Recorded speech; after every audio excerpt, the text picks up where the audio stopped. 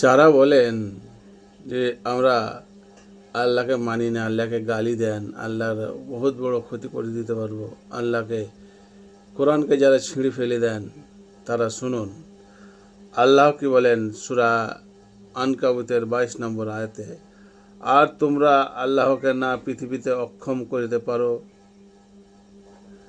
না আকাশে, আর আল্লাহ ব্যতীত তোমাদের কোনো অভিভাবকও নাই এবং সাহায্যকারীও নাই।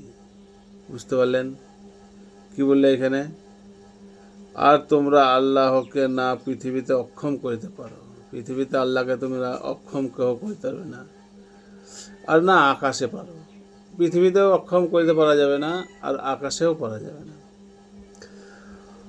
আর আল্লাহ ব্যতীত তোমাদের কোনো অভিভাবক নাই, আল্লাহ ব্যতীত তোমাদের অভিভাবক কেউ নাই, সবারই অভিভাবক আল্লাহ, এবং সাহায্যকারীও নাই। তার কারণ আল্লাহ ছাড়া সাহায্য কেউ করার ক্ষমতা কেউ নাই।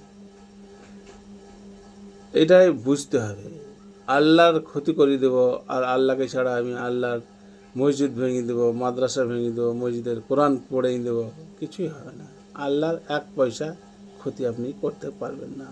অবশ্যই ভিডিওটা শেয়ার করবেন, ভালো লাগলে সবাইকে জানিয়ে দেন আল্লাহর ক্ষমতা কতটুকু।